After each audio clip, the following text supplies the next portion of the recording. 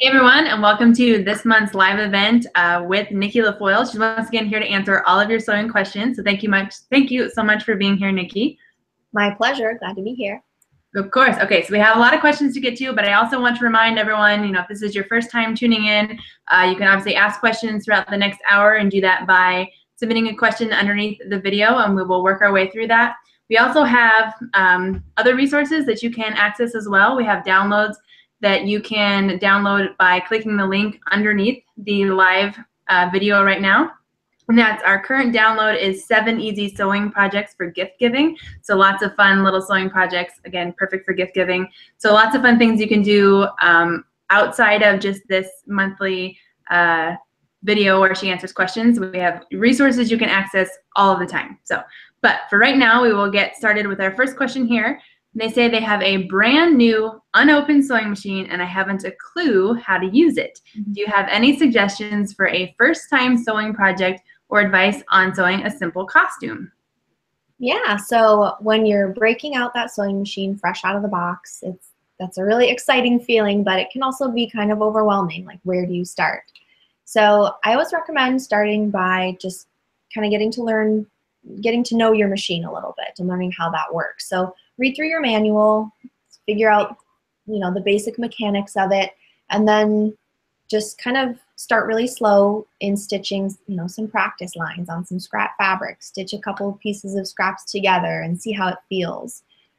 And then as far as doing projects, I really like the trial and error approach. So just if you want to make something, you can find tutorials online for anything you want to make and just kind of go for it. But easy projects are like an infinity scarf is a really fun, easy project.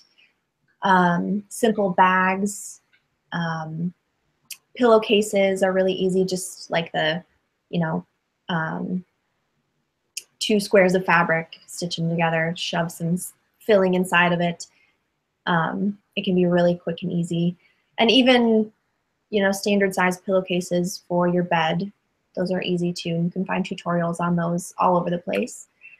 I know when you're first starting out, it can be really helpful to learn by using videos because maybe you haven't really learned the terminology yet, and it's just easier to see things sometimes when you're first learning how to do something. So I know nationalsewingcircle.com has a ton of videos.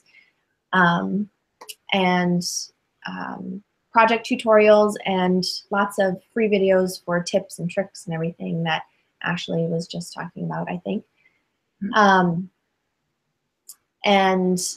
Sew It All Mag, SEWITALLMAG.com has a ton of free projects as well. And Sew It All magazine was geared toward beginner sewers, so they're really kind of small, easy, simple projects to start with. And they have, I think, full instructions online for those projects. So, and as far as sewing a costume, I don't have any specific advice for that, but costumes, you can be really kind of loosey-goosey with that and do, easy things that can kind of like drape over you and drape it and tie it and belt it. So, but again, you can look up tutorials on any kind of costume you want to make online. And even, I know a lot of the larger pattern companies do Halloween patterns, like specific Halloween things. So McCall's and Simplicity, I know, do a lot of Halloween costumes. So you can go to Joann Fabrics or your local fabric store or go on their websites. Simplicity.com probably, I'm not sure. And you can do some online shopping for patterns as well. And commercial patterns are great in some ways and not so great in others, but the great thing about them is they have full instructions and full pattern pieces right there for you to cut out and use and follow step by step, 1, 2, 3, 4, 5. So they can be good for beginners in that respect. But make sure you choose a pattern that doesn't have a whole lot of detailing. Like you want to stick with something a little bit simpler with simpler lines and no like eyelets and zippers.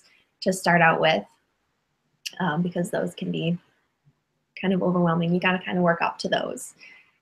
So yeah, do some searching and good luck and have fun.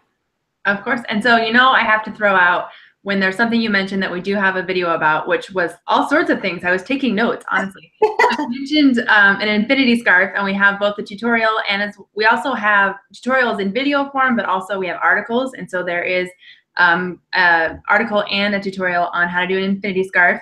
Nicki, you have even done some videos for us on pillows and different knife edge, box edge, different types of pillows if you feel like getting fancy with it. Yeah. And then as far as costumes, it's I think an article we did last year, but it is on Halloween costumes, and we'll probably do something similar again this year, but with links to blogs that have really easy Halloween costumes, so like a mummy or a ghost or little tutus, things like that. And those are definitely simple costumes to start with. But a question, were you talking about boxing or getting your sewing machine out of the box for the first time and just doing simple sewing? So using just factory settings on your machine and whatever needle and foot it comes with. But aside from that, like what else are you getting with your machine when you first take it out of the box? All those little accessories, like what do you do with them all? So all different machine manufacturers come with slightly different accessories, but typically you'll have your all-purpose needle. I believe I got a double needle with my last machine as well, so that was cool to get that included. You'll have your standard presser foot, which you can use for most everything. You'll also probably get a buttonhole foot, and that's super cool to do buttonholes. A zipper foot, which is just has like a really narrow toe on the foot to allow you to sew in zippers. I think I may also have gotten, when I had a brother, I got a button foot with it. So it was just like a two-toe thing to hold down your buttons when you sew your zigzag stitch to stitch on buttons. It really depends on what machine you buy, and I think even what model you buy may come with more or less. But you'll get, you know, extra spool caps and felt pads to put on next to your thread spool to keep them on there. You'll probably also get another thread stand so that you can put a thread spool here and then have a thread spool here. So when you're doing your double needle, you can have two thread spools on there. What else did I get? You'll get a little duster to dust out your machine, clean it out, a screwdriver for undoing the little screw on your presser foot. The manual will also tell you what all the accessories are, but yeah, you'll get a little bag full of feet, and when you're first learning how to sew, you probably won't touch any of them for a while. You'll probably be good with just the all-purpose needle and the standard presser foot for a while. But those cool feet are available to you to do all kinds of cool things and make your sewing easier. Just check out the manual, see what they are, and if you don't know how to use them, you can do a quick online search. You know, you can find the name of the foot in your manual and type into your search bar how to use zigzag foot or how to use rolled hem foot or whatever. So yeah, I love using all kinds of different presser feet. They're really helpful. Absolutely. And if you find a foot that you want to try out and it didn't come with your machine, you can absolutely like purchase something like that sort of aftermarket. But feet they do make some universal feet, but feet are sort of brand specific as well, correct? Yes, some are. Some feet, so some machines are a low shank, some are a high shank. They do make adapters, I believe, so that you can use a low shank foot on a high shank machine. But you can do a search on that too if you're not sure. You know, you can type into your search bar your make and model or your brand and your model of machine and type in low shank or high shank, and you should be able to find that out. And I bought a big case of extra sewing machine feet online, and in the description of them, it said what brands these feet would fit. So that's another way you can find out. And if it's like on Amazon or something, you're buying extra presser feet on Amazon, you can look in the comment section as well and see some people may have asked that question to the seller, you know, what brands will these feet fit? Or some people who have bought that product will say, I have a Cloth Passport 2.0 like I do, and these feet fit this machine. So you can check out the comment section too. Absolutely. Perfect. All right. Next question here. This is from Tana, and she says, I need help mitering corners. Any tips or tricks would be great. Yeah, so mitering corners is a great way to, or binding edges is a great way to finish off a project. And when you have a project that has corners, you're going to have to get your binding to go around those corners. So how do you do that corner? That's called mitering a corner. It's really pretty, once you practice it a few times, it can go really quickly and easily. So whether you are doing single fold or double fold bias binding, my process is always the same. So you've got your raw edges of your binding lined up with the raw edges of your project, and you're sewing along the edge. And as you approach the corner, you want to stop sewing your seam allowance width away from the corner. So 1/2 inch, 5/8 of an inch, whatever it is. Stop sewing there. Take it out of the machine, cut your threads, take it out, set it flat, and take your binding that's laying across the upper edge and fold it upward so that you're making like a 45-degree angle corner on the folded side.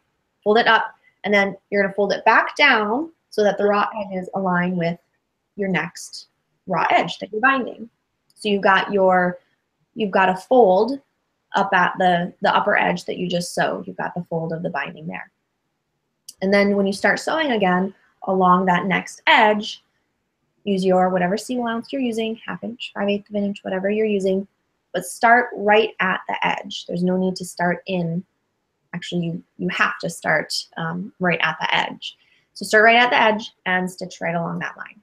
And then that allows you to flip the binding around that raw edge, and you'll get a nice mitered corner on the front side. And then when you flip your binding to the wrong side, you will have to use your fingers and miter that corner manually on the wrong side, tuck it into a miter. And then stitch in the ditch from the right side, making sure you're catching the fold on the wrong side, or hand stitch that fold to the wrong side if you prefer that way. And if your binding is kind of wide, you might want to go back in and either machine stitch or hand stitch that miter fold, that 45-degree angle fold that goes out to the corner, just so that it's not like flapping up. But that process is the same for single fold or double fold binding, and I do a demo of that. I have a video. I'm not sure if it's up yet. I think we may have talked about this last time and we weren't sure if it was up yet, but my video on like intermediate sewing techniques, I think it's called.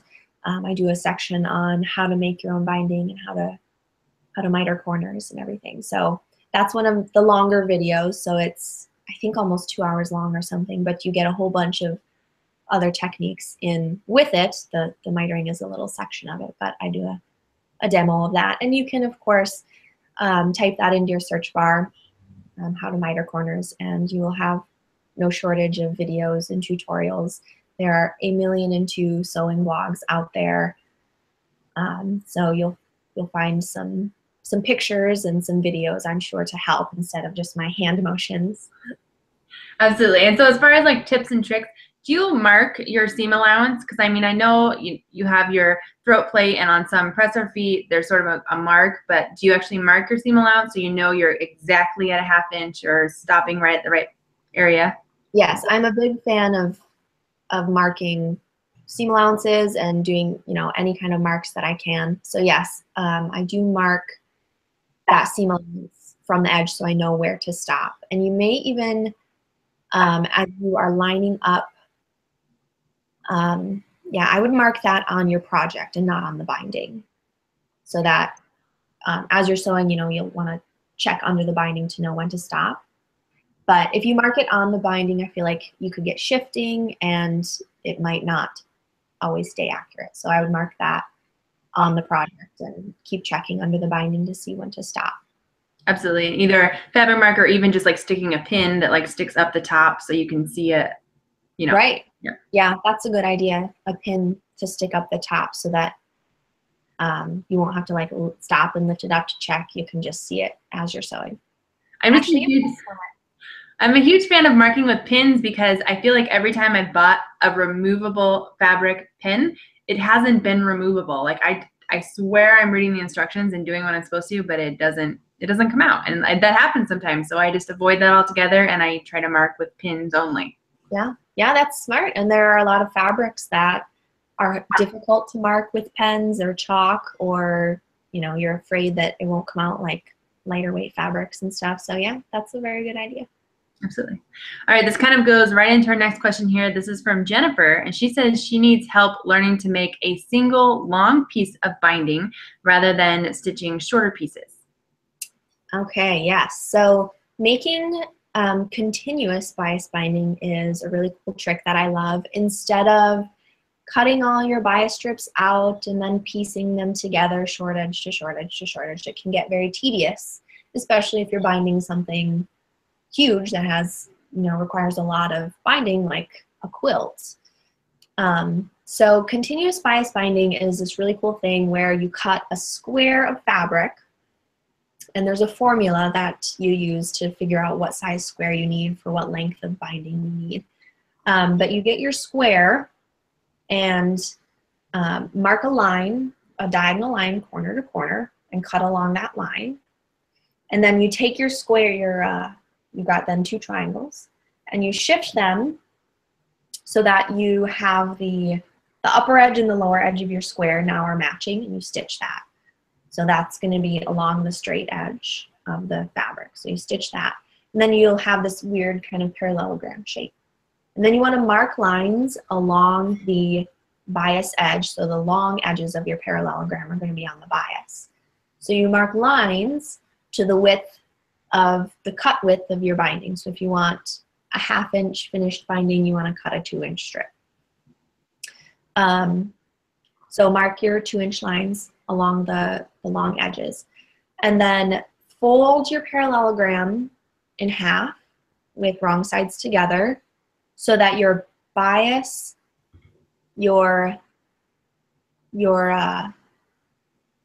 edges, it's hard for me to do this with hand motions. Fold it in half so that the edges that have the lines, so that your lines meet. And it's going to be weird because the edges are going to be like this, but you've got to make them like this to match. So you've got to kind of do a lot of shifting and shuffling. And you don't want to line it up so that the edges are straight with each other and aligned at the edges, because then you're going to sew that edge, and when you cut along your lines, you're going to get just a bunch of rings. So you have to offset it. So the edge of one side of your line is going to be offset 1 from the other edge that you're sewing. So you sew along that line using whatever seam allowance you're using, and then you just start cutting along the lines that you drew. And if you did it right, you'll start cutting, and it's just going to cut and cut and cut, and it's going to like unravel in this huge strip. So how I learned to do this, I learned from the tutorial on sewseweasy.com. So it's SO-SEW-easy.com, and they have a making continuous bias binding tape tutorial, and they have pictures, and it's easier to see that way. Also, you know, if you buy my video, the intermediate sewing techniques, you're going to get a whole bunch of intermediate sewing techniques plus this one, and I show you how to do that as well. And I believe you showed us on a live event a couple months ago also how to do a bias continuous bias binding. So we have that available as well. Right. Yes, because all of these are available on YouTube after the fact. So I did do that because I was in my sewing room and I had my samples, and I'm not in my sewing room tonight, unfortunately, so I don't have samples to bring in and show. The best I can do is this weird stuff, so I'm really sorry. But some like weird robot dance. But I can point you in the direction of videos and photo tutorials, so hopefully that will help. Absolutely. And I just have to point out, so it was last month we were talking about storing our sewing machines and how we didn't know how to store them because we were never away from them. And here you are, not in your sewing room, yet you brought your sewing machine with you to wherever it is you're going so it can be with you. Yep, I did. I put it in its case and carried it with me to my mother-in-law's house because if I was going to bring one thing to be able to show anyone, I'd want it to be my sewing machine. So yes, I did travel with my sewing machine this time. Perfect. All right, so there's one other thing, because you have said bias binding several times, but binding doesn't always have to be bias binding. So what is the difference?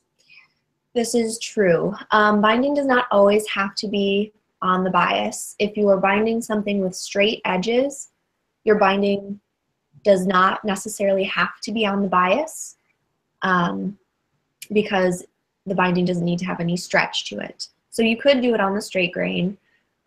Typically, if you're buying binding in the store, it's always going to be bias binding. And typically when people talk about binding, it's bias binding. The reason you want to do your binding on the bias is especially if you have something that, an edge that you're binding that is a curve in any way, shape, or form, you want it to be on the bias because the bias grain has more stretch and give to it. So you can wrap that around that curved edge and have it fit and stretch however you need to. So if you're binding something with a curve, you absolutely want it to be on the bias. And if you're doing something binding a straight edge, it does not necessarily have to be on the bias. But I always do my binding on the bias anyway, just because that is how I learned to do it, I guess. Absolutely. Yeah. I think when you have a sewing background, you automatically think bias binding. If you have a quilting background, you just think non-bias binding. Yeah. So, yeah, absolutely. All right, our next question here says, I have a bolt of material to make throw pillows. When the fabric comes off the bolt, which end would be the selvage? So the selvage, if you're buying fabric new, the long edges of the fabric will have typically a little white edge, and printed on that white edge will be the fabric designer most times, and sometimes even the collection will be printed on that edge. The selvage is typically woven a lot denser than the fabric to keep the fabric straight and strong on the bolt. But the selvage edges are the edges that are the long, long, long edges. So you have fabric comes in 44 or 45 inch wide for most quilting cottons. You can get 55 to 60 inch wide if you're doing home deck fabrics and other specialty fabrics. So the 45 or the 50 inch long side is going to be your weft side, and the long side, because when they weave a length of fabric, they weave, I don't know, a ton of it. Yards and yards and yards of it, yes. A whole bunch. So the long, long, long, long, long edges, when they weave that fabric, that's the selvage edge. So even if you're buying like vintage fabric or something and it doesn't have the white strips on the edges that have the manufacturer printed on it,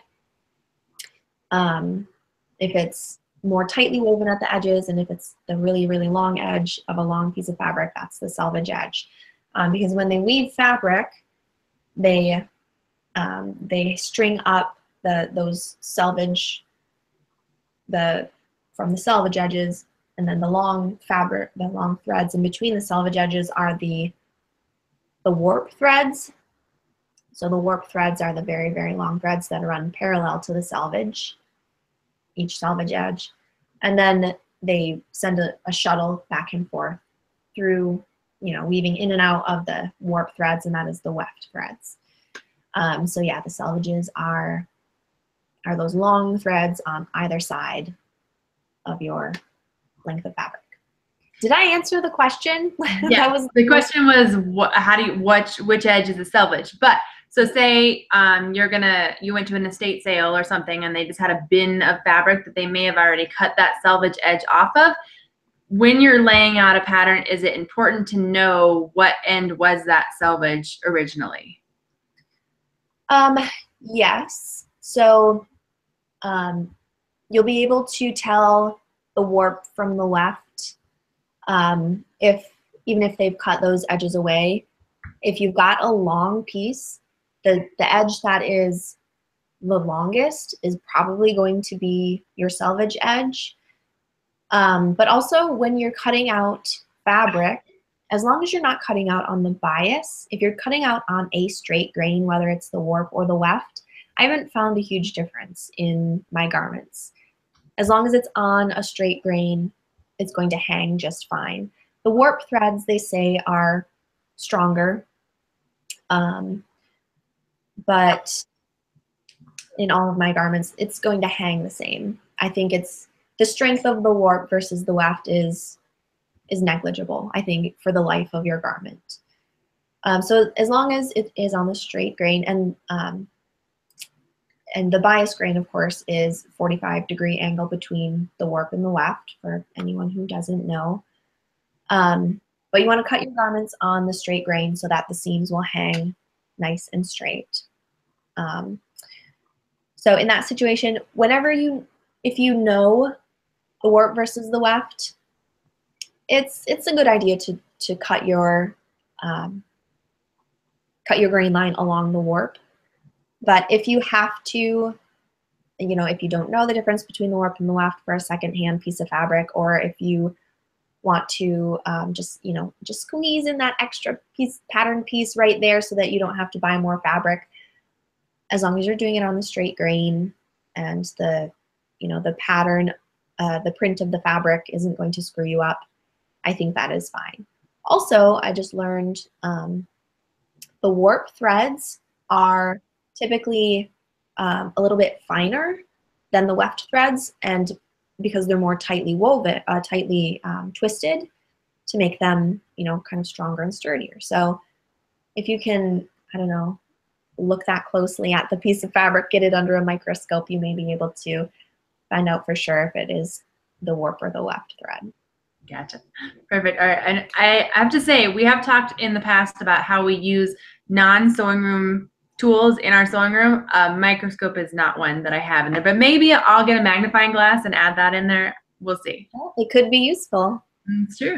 All right, our next question here, this is from Carmen, and she says, I don't know if this applies, but how do I make a V-neck look nice? I have a pattern, but I'm afraid it won't work, and I don't want to ruin the fabric. A V-neck. So I think it was last month, I may have, or the month before. I remember talking about V-necks sometime in the recent past. That may have been 2 months ago, because I think I was in my sewing room for that. If you have a pattern and you have instructions, I think you can trust those instructions and trust that to look nice. I've never actually made a V-neck, so I don't really have any tips or tricks. I know, I've read about it, so I know mechanically how it will work, but as far as like tips and tricks, I haven't done it enough to have many tips and tricks for you. I don't know, Ashley, have you done any V-necks? I was just thinking I haven't either. I feel like we both just got a homework assignment. That's what I feel like just happened. Like we got a homework assignment. We're gonna have to make a V-neck and come back next month with tips on how to make one. So I mean, I have to assume it's gonna be some sort of we'll have tips on how to fold it to where it actually lays flat, and it could be something as simple as doing some sort of stitching, almost like you would when you're doing a miter, even though it's not a complete 90. It's gonna be something similar to that. But yeah, I feel like we both just got some homework. Yeah, that's good. It's good. It'll be good to know how to do a V-neck anyway, because that's like most of the shirts that I buy from the store. I know, and that's why I haven't done one, is because that's the kind that I buy though. Yeah. So, all right. Well, our next question here, this is from Majumda, and she says she needs some beginner. She's a beginner, and she needs to learn how to sew shorts for a school uniform. Right. Yeah, sewing shorts. So I feel like sewing shorts is like the baby step to sewing pants, which is like the big thing. So shorts, it depends on what kind of like waistband that you're doing. Because if you want to do an elastic waistband and have just like a gathered top, that's not hard at all. That's, you know, that's totally doable. It's pretty easy. You can find a shorts pattern on actually sewitallmag.com. There's a free pattern on there somewhere under projects or under the patterns tab maybe, for a pair of like capris, but you can, you know, cut that off that pattern wherever you want to make them into shorts, and that has a gathered waist, a waistband with an elastic waist. So that is, you know, in comparison to like making jeans with zippers and buttons, that's the easy route to go, is to do an elastic waistband. I'm trying to think of any tips, but as it's just kind of, you know, you cut out the pattern and sew with right sides together. So say she is making shorts that require a zipper. Do you have any sort of zipper insertion tips that apply more towards a pair of pants than they would, say, a skirt or a jacket? So like, you know, a jacket that has like a separating zipper versus shorts, obviously it's, you know, set in a little bit differently. Yeah, you're gonna have with shorts probably, you know, you've got the lap that goes over. But I don't know that I have any tips for that either, aside from, you know, you want to use a metal teeth zipper for that, because that's typically what manufacturers use in pants and shorts. Although you probably could use a nylon zipper, but although now that I'm thinking about this, it's going to get, you know, a lot of wear and tear, and you're going to be using them and washing them a lot, so you will probably want to use a metal teeth zipper. And, you know, those zippers are short.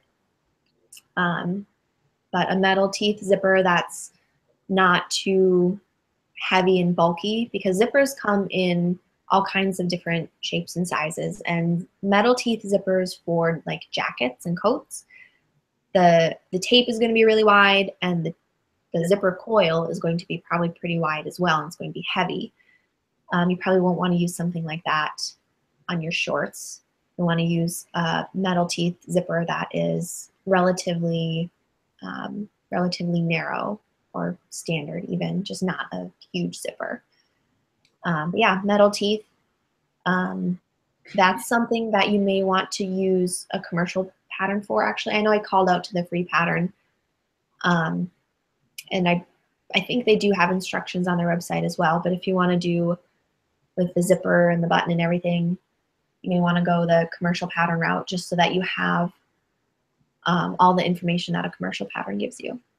Absolutely, and especially because a pattern like that is going to be more size specific than a baggier sort of elastic waistband. So you may need the sizing that comes with a commercial pattern also. I think even on, I'm going to have to double check, but we all offer patterns in the shop section of National Sewing Circle as well. And I know we have a jeans pattern, which could easily be adapted to a jean shorts or a different type of fabric shorts pattern also. So definitely do have some pattern options there on our website as well. Yes, that's definitely an important distinction to make. The elastic waistband with the gathered waist will be a baggier, kind of looser fit. So with a school uniform, I'm guessing it's actually probably a little more fitted and clean than that. So the zipper, button and zipper would give you that kind of fit. So yeah. Absolutely. All right, our next question here, this is from Mira, and she says that she has some old fabric in her stash that are solid colors and appear pretty similar on both sides. How can I tell which is the right side that goes on the outside of her project? A valid, very valid question, Mira. I have had that dilemma many a time.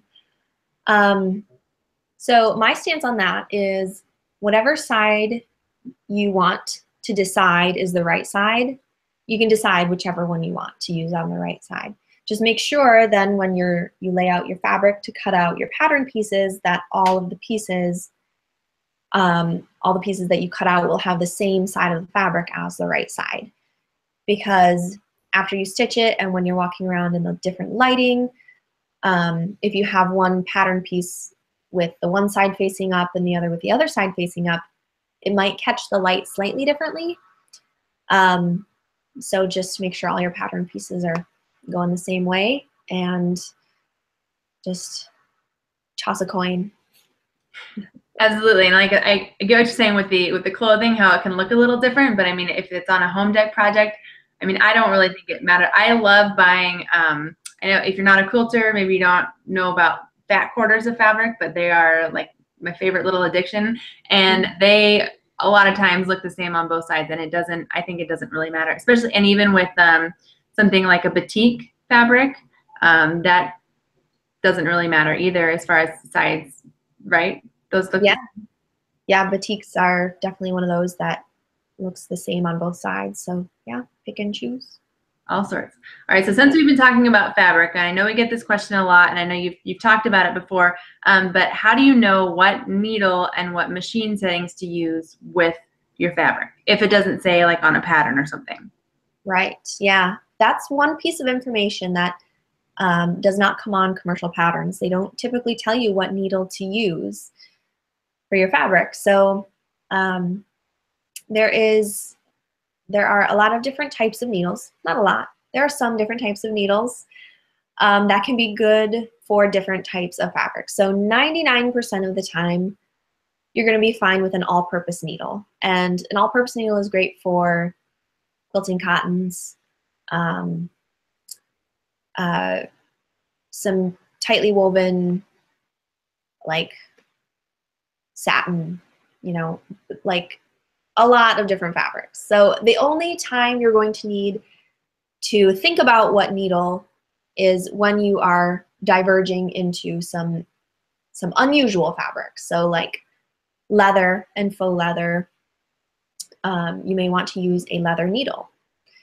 And the leather needle differs in the construction of the needle because it has like a really pointed triangular chisel tip to help cut through that thick leather fabric.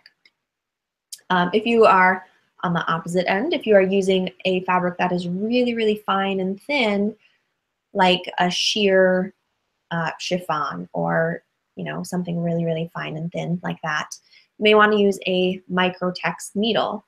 Or even actually if you're using a satin, and if you're using an all-purpose needle with like a satin fabric or something that's fine, and you're getting snags, or you look at your seam, you open up your seam and you get, you can like see through the holes that you punched with your needle, you can try a microtex needle. And that just has a really, really fine, sharp point on the end, which can help minimize snagging and make a smaller hole in that fabric.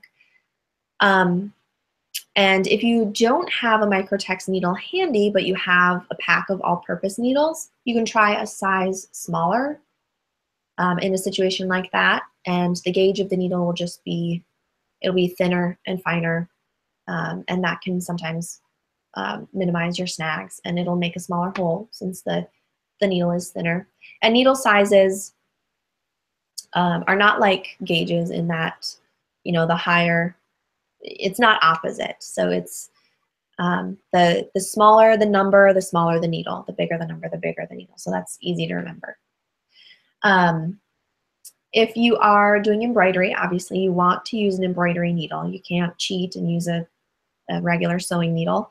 The embroidery needle has a larger eye, so that the thread that's running through the needle eye at such high speeds, it won't you know, add any friction or tension to the thread, and you won't get thread breakage and things like that. If you're using metallic thread, you want to use a metallic needle, and that is similar in that it has a larger eye, because metallic thread is not actually thread, it's just a really fine ribbon. So that needs some extra space to go through the eye, or that metallic thread will shred and break, and you'll have all kinds of problems. When you're doing top stitching, it is helpful to have a top stitching needle. Same kind of thing, it has a larger eye to allow the thick top stitch thread to run through that eye without adding extra tension on the thread. What other needles? I think those are the basic kinds. Yeah, and if you notice when she's saying, okay, if you have metallic thread, you need a metallic needle. Top stitch, you need a top stitch needle. Things are very clearly, like easily labeled. So if you're thinking, oh, I'm sewing with like jean denim fabric, what kind of needle would I need? Things are pretty easy to figure out like that, right? Yes, it is. Thank goodness it is intuitively named. Some things in life and even in sewing are not like that. But thank goodness our needles are. Yes, there's a jeans needle for when you are sewing jeans and sewing, you know, thick layers of denim. The jeans needle can help. It's a really strong, sturdy shaft to go through all those thick layers. And also, I can't believe I forgot to mention the stretch needle. That's like the one that I get asked about the most. So when you're sewing with the knits, you want to use a different needle. The all-purpose needle has a point on the end to cut through the fabric so that your thread will go through the fabric. But when you're sewing with the knits, you want to use a ballpoint needle or a stretch needle or a jersey needle. They can be used interchangeably. And that type of needle has just a little bit more of a rounded tip rather than the really sharp tip. It's kind of rounded at the end. It's still very sharp, and it's still going to go through your fabric, but it's going to kind of nestle in between those knit fibers rather than cutting through them and possibly creating runs in your knit fabric. So that is an important one to note. And that's pretty intuitively named as well. The jersey needle, you know, your jersey knit fabric. The stretch needle, if you're using a fabric that has stretch, use your stretch needle or a ballpoint needle. They're all kind of the same thing. Perfect, absolutely. All right, next question here says, when you are using a commercial pattern, it'll say apply an interfacing, but sometimes when reading a pattern online, it says to stabilize a fabric. Is there a difference between interface versus stabilize, and how do you know what you're supposed to do? Yes, so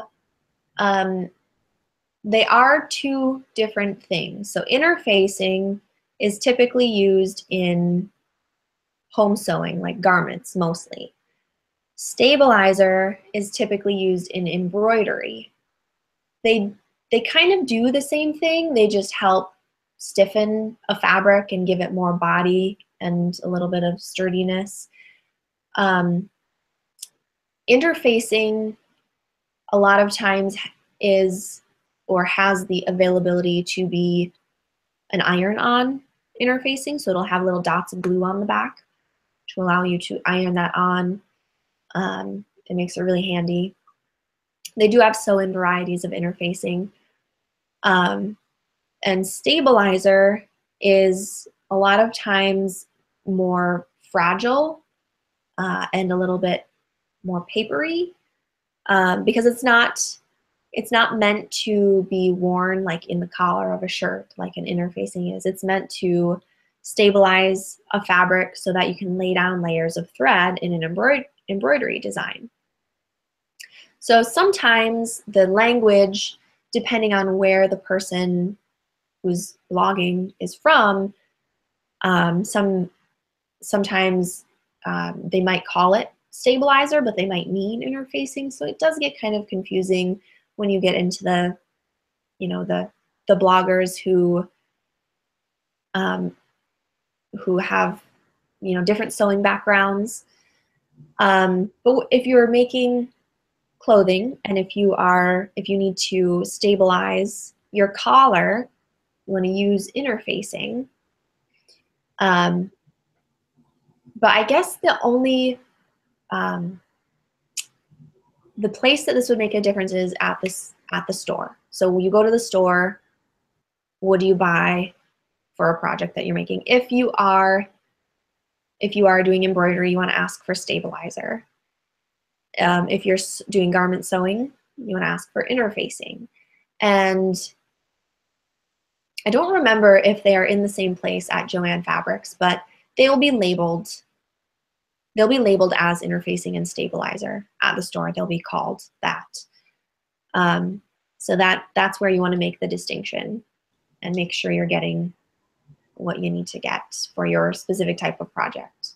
Absolutely. And I don't know if it's the same at every Joann Fabrics, but just I know my local one, they're not in the same area, which totally helps.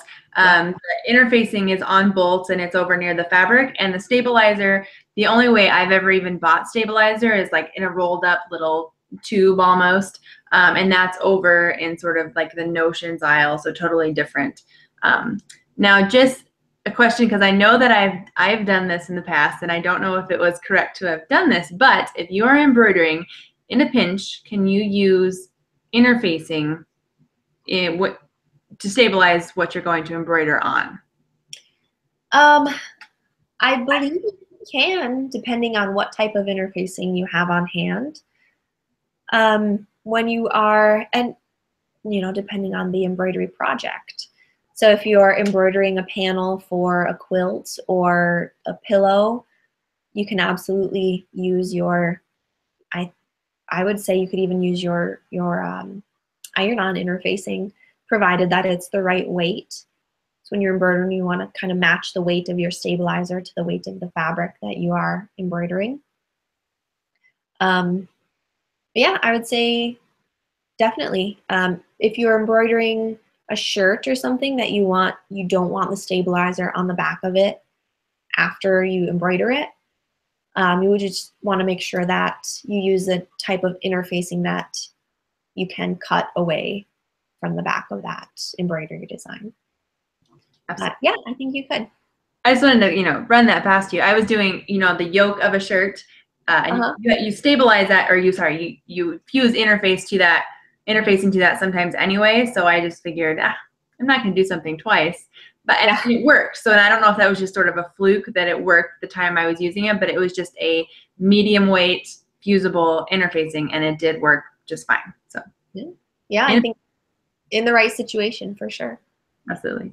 All right, our next question here, this is from Mauve, and she says, what kind of fabric is best for kitchen curtains, living room, and bedroom window curtains? For curtains, depending on what you want. So if you just want to do like a cute valance for your kitchen, you could use a regular quilting cotton. And you can even use quilting cottons for curtains in your bedrooms and your living rooms as well. But if you want something a little bit like heavier, something that will block more light, you can go in the home deck section and get some home deck fabric. And I think they even sell fabric that is like blackout fabric, like specifically for blackout curtains. It's got that lining on the back. But if you want some light blockage, definitely get something that is heavier, something more tightly woven, and darker colors are going to block more light. So depending on what you want, you've got a wide range of things to choose from. Absolutely, and just because, I haven't pointed out enough of our videos that we have available on our site, we actually have, I'm going to say a lot of videos for curtains. I know we specifically have videos on tutorials on how to do a valance, a cafe-style valance, on how to do larger curtain panels, how to install things like grommets on the top of your curtains. And so when would you use a curtain? When would you use a grommet in the top of a curtain versus like making a pocket rod? Is there a difference for, say, kitchen versus bedroom sort of style design? Yeah, I haven't seen too many grommet styles in valances or, for the kitchen.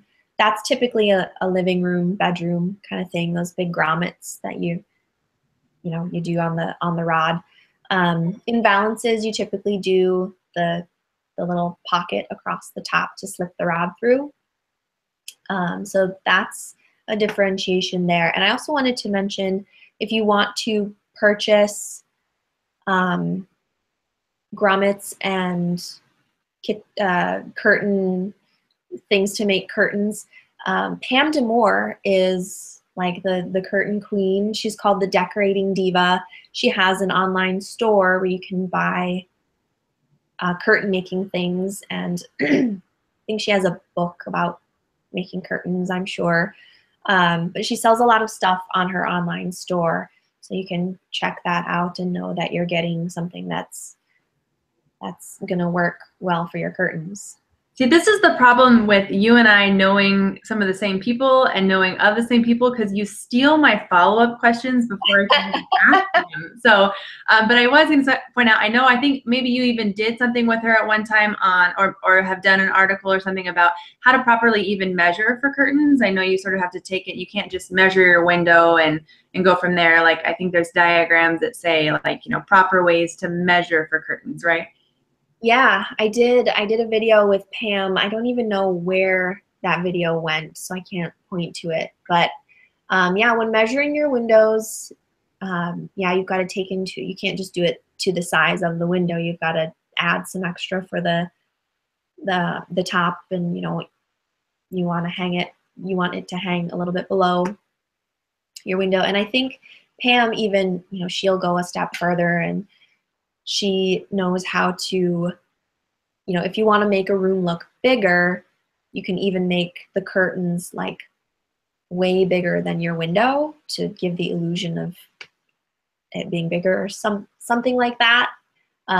She's good at decorating, and decorating for an entire room. And she's not just making curtains; she's decorating for the entire room. So yeah, there are some specific ways to measure your windows for your curtains.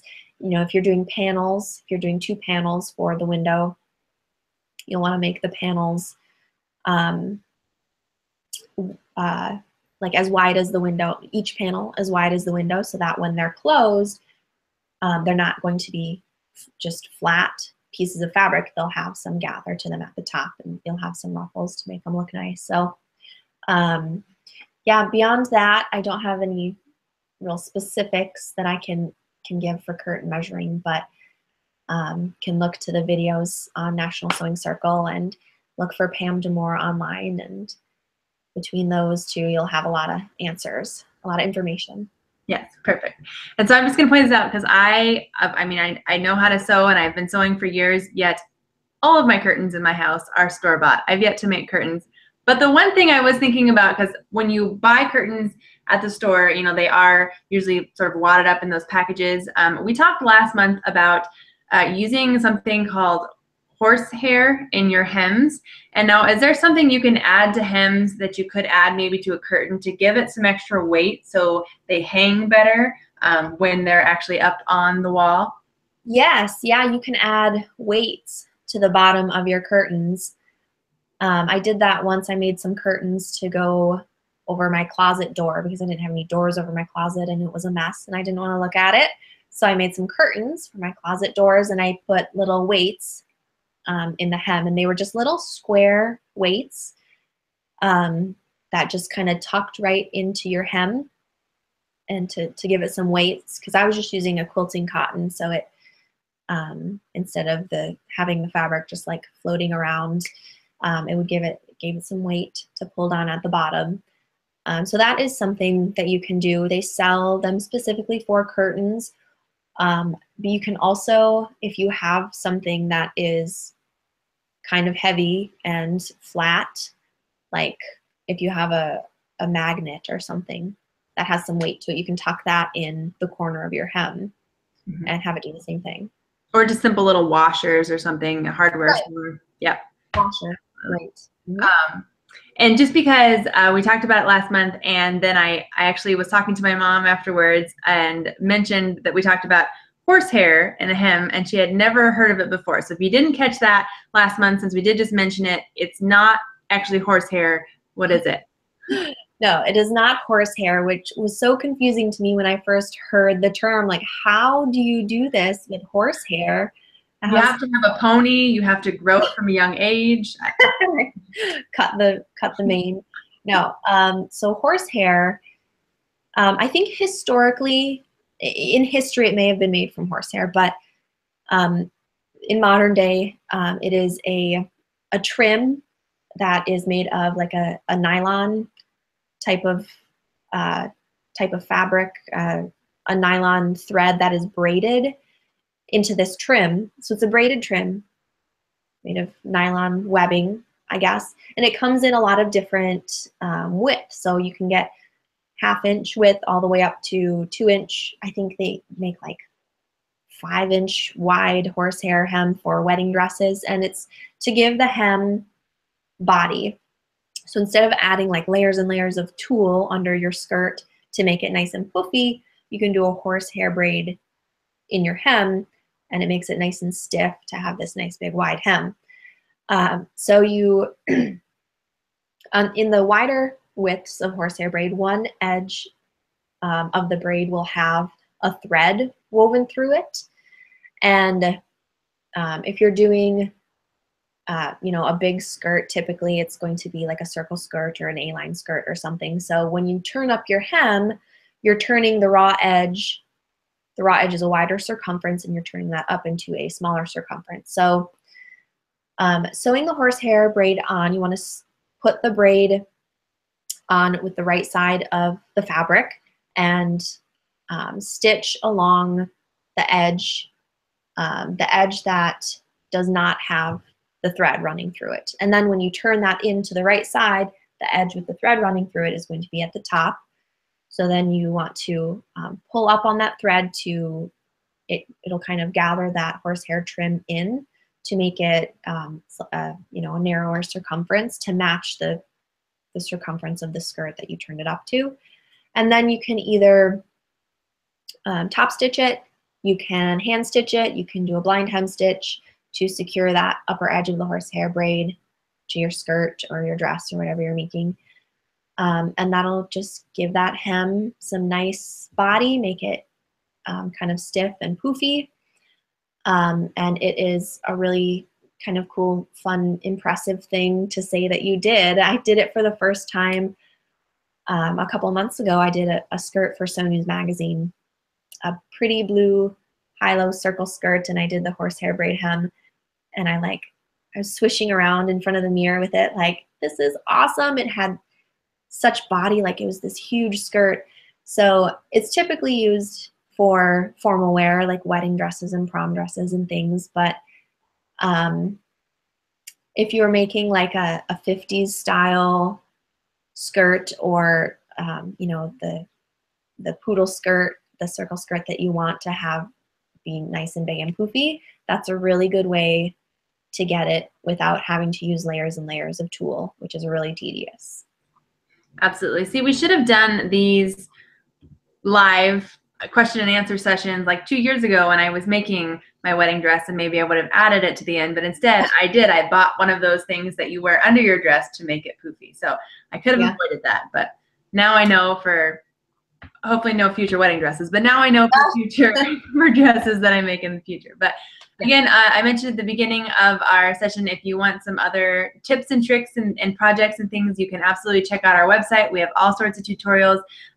There is a link on the page where you're watching this video for you to download our current PDF download, and that is 7 easy sewing projects for gift giving. Holidays are sort of kind of fast approaching, so you can download those and make some easy gifts. And absolutely always follow us on social media, on Facebook, Pinterest, and Twitter. We have all sorts of fun projects out all the time. So enough to sort of keep you satiated until next month when Nicki comes back to answer more of your sewing questions. So thank you so much, Nicki. I hope you have a wonderful night, and I hope everyone else does as well. Thank you. Good night.